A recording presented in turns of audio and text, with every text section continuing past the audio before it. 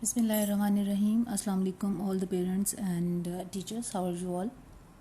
Today we are going to start lesson 7 of unit 2 of New Oxford Social Studies for Pakistan for class 4. This is the book of class 4. As you can see, New Oxford Social Studies for Pakistan 4th edition, book 4 for class 4, and today we are going to read lesson 7, that is about peace and conflict, and this is the lesson of unit 2. And in this complete unit 2 we are going to read about citizenship. Okay, what are the citizens and what are their responsibilities and what are different kinds of citizens which live in different countries. यानी कि इस पूरे unit में we are going to read about citizenship, and the first lesson of this unit is peace and conflict. Peace का क्या मतलब होता है?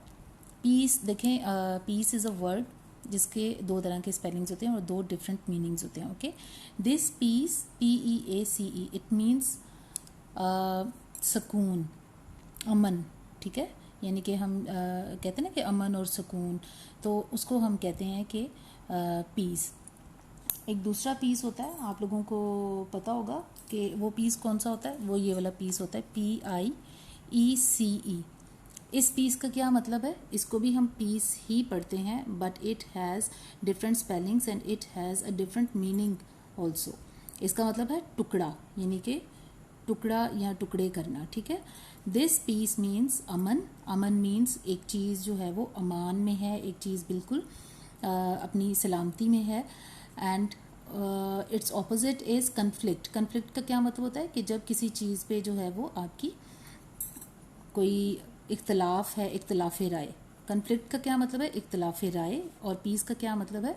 अमन सुकून. कन्फ्लिक्ट मीन्स इख्तलाफ या जो है वो वॉर, जंग या ऐसी सूरत हाल जहाँ पे लड़ाई हो. ठीक है, और पीस का मतलब है जहाँ पे सुलह, सफाई, अमन सुकून हो. Okay, so you are going to tell the students about these two terms, peace and conflict, that what is the meaning of peace and what is the meaning of conflict. मैंने उर्दू में आप लोगों को समझाया.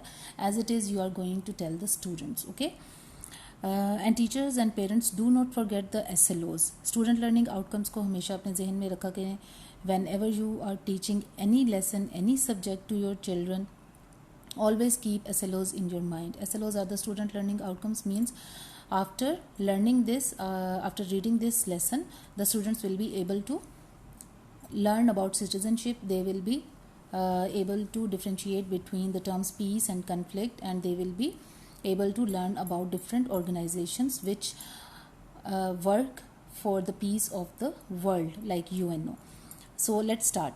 Piece and conflict. A conflict is a disagreement और a fight, यानी कि जहाँ पे डिसएग्रीमेंट यानी कि जहाँ पे हम किसी की बात से रजामंद नहीं होते या एग्री नहीं करते हम किसी की बात से, and we disagree with them, this is called disagreement. और अ फाइट मीन्स के जब हमारा किसी से झगड़ा हो जाता है या हम किसी से लड़ाई करते हैं. ठीक है, तो इन सब सूरतों को हम क्या कहते हैं? कन्फ्लिक्ट कहते हैं. And what is the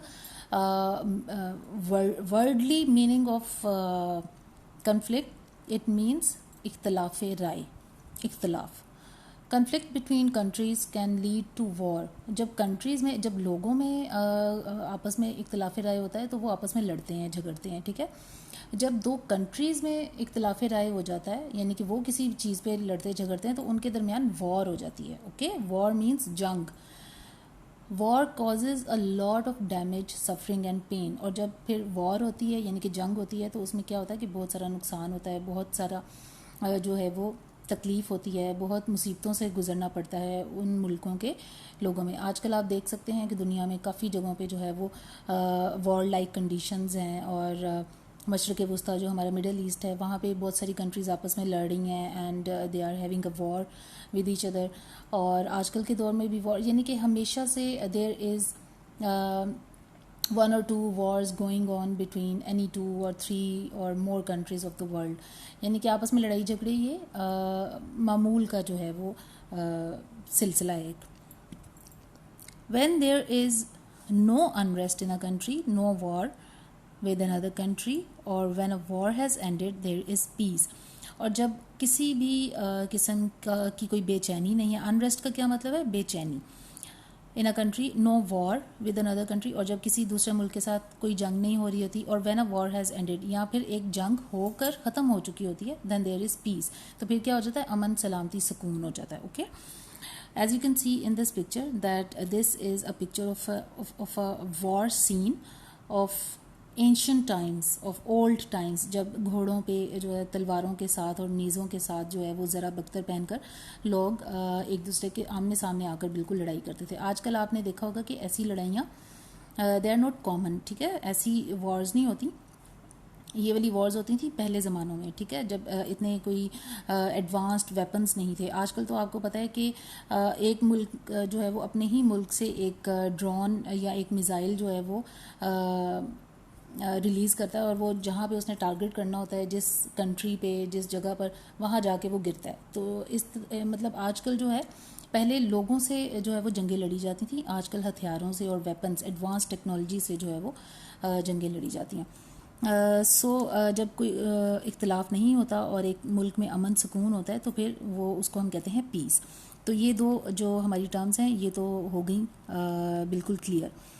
now move forward. Throughout history there have always been conflicts and wars, और ये हमेशा से तारीख का हिस्सा रहा है कि आपस में जंगें होती रही हैं, इख्तिलाफ होते रहे हैं. ठीक है, लोगों के भी और मुल्कों के भी. In the last 30 years, there have been more than 120 wars in the world. पिछले 30 सालों में पूरी दुनिया में मजमूई तौर पे 120 जंगें लड़ी जा चुकी हैं. और इससे पहले जो है, इन 30 सालों से पहले भी क्या था कि वर्ल्ड वॉर 1 हुई थी एक, और एक वर्ल्ड वॉर 2 हुई थी. और ये तो हम लोगों में से कितने सारे लोग अब तब पैदा भी नहीं हुए थे. ठीक है, जब ये जंगें लड़ी जा चुकी थीं. During a war or conflict, it is difficult for normal life to continue. War can stop people from getting an education. It can interrupt or stop normal services such as the provision of electricity or healthcare. People can die or be injured. Life during wartime is stressful. अब जब जंग होती है, या हमारे घरों में ही आप देखें कि अगर कोई लड़ाई, कोई झगड़ा, कोई कन्फ्लिक्ट हो जाता है आपस में, तो कितनी बेचैनी हो जाती है और पूरे घर का माहौल जो है वो ख़राब हो जाता है. तो इसी तरह जब एक दो कंट्रीज़ आपस में लड़ती हैं या उनके दरमियान जब वॉर होती है, तो उन कंट्रीज़ में रहने वाले जो लोग हैं उनको बहुत ज़्यादा मुश्किलात का सामना करना पड़ता है, और उनकी ज़िंदगियों में बहुत बेचैनी हो जाती है. हर चीज़ जो है वो मतलब उसकी रूटीन ख़राब हो जाती है. बच्चे जो हैं वो स्कूलों में नहीं जा सकते, एजुकेशन हर तरह की बंद हो जाती है. हर तरह का जो एक सर्विसेज हैं, नॉर्मल सर्विसेज होती हैं, यानी कि इंपोर्ट एक्सपोर्ट और बिजली की जो प्रोविज़न है, यानी कि जितनी भी इस किस्म की सर्विसेज, हेल्थ केयर वगैरह, सब कुछ ख़त्म हो जाता है, और हर चीज़ जो है वो डिस्टर्ब हो जाती है. और लोग जो हैं वो मरते भी हैं इस तरह की जंगों में, और ज़ख्मी भी होते हैं, और यानी कि पूरा जो निज़ाम है वो और इकॉनमी जो है वो उसकी ख़राब हो जाती है एक कंट्री की. This picture is showing the flag of the United Nations. You must have, if you read a newspaper, or if you watch the current affairs, or if you see the news on the TV, तो आप लोगों को पता होगा कि UNO क्या चीज़ है, United Nations. ठीक है, तो यूनाइटेड मीन्स इकट्ठी, नेशंस यानी कि कौमें. ठीक है, अक़वाम मुत्तहिदा इसको उर्दू में हम कहते हैं.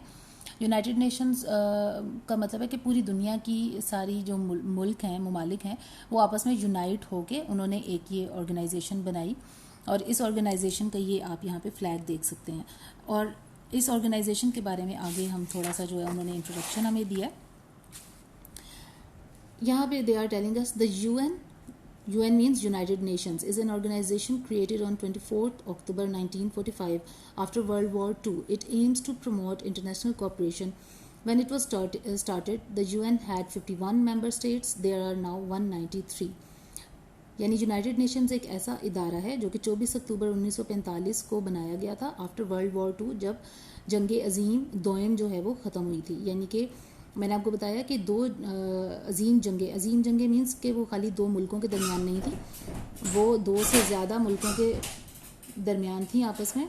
और उनमें मतलब काफ़ी सारे मुल्क जो हैं वो मिलके जंगें उन्होंने लड़ी थी आपस में. यानी कि जैसे ग्रुप्स बन गए थे मुल्कों के ना, यानी जैसे 10 मुल्क जो हैं, 10 countries were on one side and 10 countries were on one side, and they were having a war with each other. तो इसमें उसको हमने वो वर्ल्ड वॉर 1 थी। इसी तरह वर्ल्ड वॉर 2 हुई थी, उसमें भी बहुत सारे जो कंट्रीज़ हैं दुनिया के, उन्होंने आपस में जो सा वो जंगें लड़ी थी।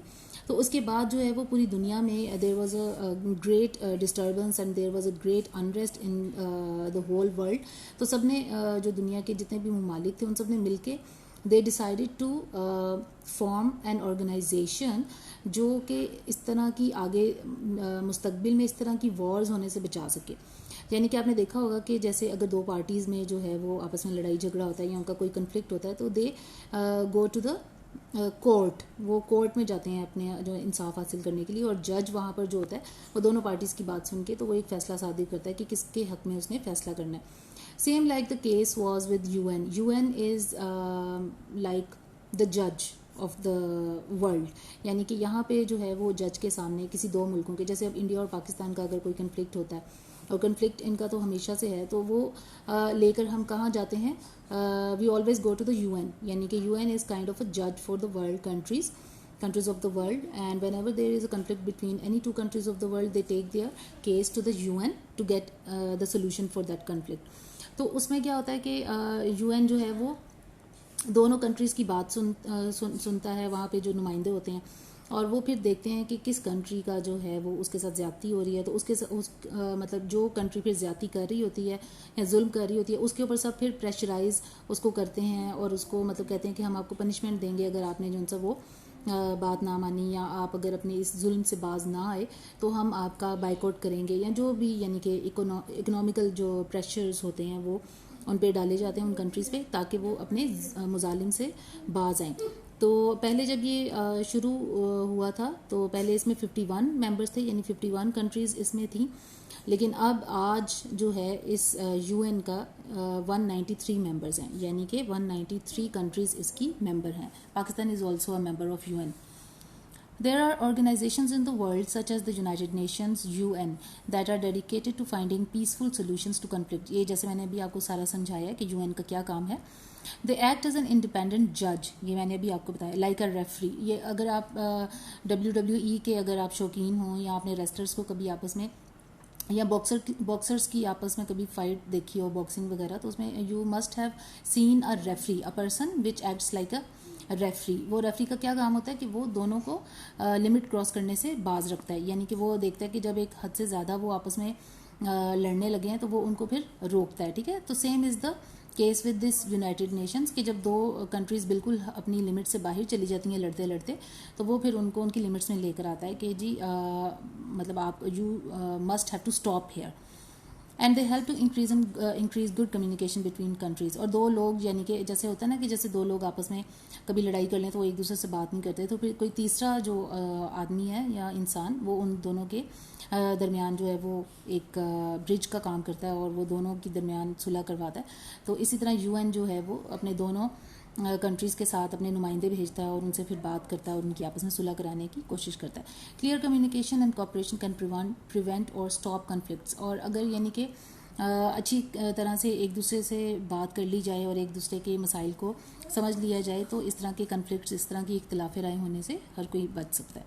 Dealing with conflicts in our own lives. Have you ever had a disagreement with a friend और फैमिली मेम्बर? कभी आपकी अपनी किसी दोस्त या किसी फैमिली मेम्बर से लड़ाई या कोई डिसएग्रीमेंट हुआ है कि जिस पे जो है वो आप कोई और बात कह रहे हो और वो कोई और बात कह रहे हो? Conflict can make us feel angry, sad और फ्रस्ट्रेटेड। जब आपकी लड़ाई होती है किसी से या जब आपका कोई आर्गूमेंट होता है किसी के साथ फैमिली में या फ्रेंड्स के साथ, तो आप खुश तो नहीं होते ना, आप फ्रस्ट्रेशन फील करते हो, गुस्सा आ जाता है, बाद में उदासी हो जाती है, फ्रस्ट्रेशन होती है। When we feel strong feelings it is difficult to think clearly. और जब ये सब हमें सैडनेस और एंग्री हम होते हैं तो हमें सही तरह फिर सोचने का जो है वो हमारी सोच समझ की जो सलाहियत है वो ख़त्म हो जाती है। There are ways in which we can peacefully resolve conflicts and things we can do to help us calm down. तो इन चीज़ों से बचने के लिए बहुत से तरीके हैं जो हमें जो है वो काम डाउन रख सकते हैं और हमें हेल्प कर सकते हैं कि हम आराम से सुकून के साथ जो है वो अपने कन्फ्लिक्ट्स, अपनी जो जितने भी इख्तिलाफात हैं उनको हम जो है वो दूर करें। अब वो किस तरह हम कम कर सकते हैं, ये दो तरीके उन्होंने हमें यहाँ पे बताए। How to deal with conflict. Number 1, pause for thought, take time out, यानी कि अगर आपकी किसी के साथ आर्गूमेंट हो रहा है या लड़ाई या कोई कन्फ्लिक्ट हो रहा है या डिसएग्रीमेंट हो रहा है, तो ये नहीं कि आप मतलब लगातार बहस करते जाएं और यानी कि बगैर सोचे समझे बोलते जाएं, आपको रुक जाना चाहिए। पॉज फॉर थॉट यानी कि सोचने के लिए आप वक्फा ले लें, एंड टेक टाइम आउट, और थोड़ा सा सोचें, थोड़ा वक्त लें। Ask an independent person to help, और अगर आप खुद से फैसला नहीं कर पा रहे तो आप किसी और इंसान की हेल्प ले सकते हैं कि भी वो आप लोगों का मसला सॉल्व करवा दे। Listen and think about the other person's point of view, दूसरे इंसान का पॉइंट ऑफ व्यू, उसका नुक्ते नज़र सुनना जो है वो हमारा फ़र्ज़ बनता है। और आपको पता है कि हमारे इस्लाम ने भी हमें ये चीज़ें सिखाई हैं, और गुस्सा करना जो है वो हराम करार दिया है। और हदीस नबवी सल्लल्लाहु अलैहि वसल्लम है कि पहलवान वो नहीं है जो किसी दूसरे पहलवान को पछाड़ दे, यानी कि उसको हरा दे। पहलवान वो है जो अपने गुस्से पर काबू पा ले। तो इतनी बड़ी ये बात है। स्पीक कामली, यानी कि हमें आराम से जो है वो बोलना चाहिए। ये नहीं कि चीख चीख के हम बोलें, तो मतलब वो बोलने अल्फाज से ज़्यादा जो लहजा है वो आपका जो है वो असर रखता है। यानी कि अगर आप अच्छी बात भी अगर बुरे तरीके से बोलेंगे, बुरे लहजे में, तो उसका बिल्कुल उल्ट असर होगा और अगले को गुस्सा चढ़ेगा। और अगर आप एक इख्तिलाफ राय वाली बात भी अच्छे तरीके से बोलेंगे, नरमी के साथ, तो वो अगले के दिमाग में जाएगी और उसको समझ आएगी। इसलिए speak calmly, express your feelings without blaming the other person. ये नहीं कि आप जो है वो धड़ाधड़ इल्ज़ामबाजी कर रहे हैं और इल्ज़ाम तराशी कर रहे हैं, इससे अगले बंदे को भी गुस्सा चढ़ेगा और आपकी जो लड़ाई है वो बढ़ती जाएगी। Think about how to solve the problem without making it worse, और मसले का हल सोचना चाहिए, ये नहीं कि बस उसको लंबा खींचते जाना चाहिए, ठीक है।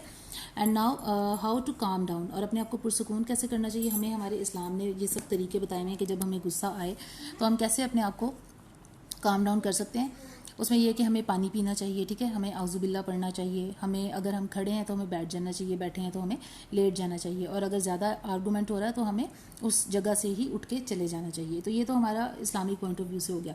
अब यहाँ पे उन्होंने हमें बताया हुआ है that stop what you are doing, कि आप अगर जो कर रहे हैं काम और उसमें आप साथ साथ लड़ रहे हैं तो आप वो काम करना बंद कर दें। Refocus your senses by thinking about what you can see, hear, smell, taste and touch. Breathe, यानी कि लंबा सा सांस लें। रिलैक्स योर मसल्स, अपने आप मसल्स को रिलैक्स करें। डिस्ट्रैक्ट योर सेल्फ, अपना ध्यान आप हटाएं। डू समथिंग सूदिंग, और कोई ऐसी चीज़ आप करें जिससे आपको थोड़ा सुकून मिले, रिलैक्सेशन मिले और कामनेस मिले। तो this was the topic of peace and conflict. Now there are question answers of this chapter. First question is define the terms peace and conflict. Here you can find its answer. This is the definition of conflict and this is the definition of peace. ठीक है, ये मैंने यहाँ पे ये mark कर दिया है, ये आप लोग देख सकते हैं। Question number 2 is what does the UN do? What does the UN do? ये question number 2 का आंसर ये यहाँ से यहाँ तक है, ये मैंने यहाँ पे मार्क किया हुआ है, you can see easily. Question number 3 is how many wars have there been in the world in the last 30 years? ये हमने यहाँ पर पढ़ा था that in the last 30 years there have been more than 120 wars in the world. तो ये question number 3 का answer है। Question number 4 is what are some of the things that happen when there is a war? War जब होती है तो उसमें क्या कुछ होता है, ये हमने यहाँ पे पढ़ा था during a war or conflict। ये यहाँ से लेकर यहाँ तक इसका आंसर है question number 4 का।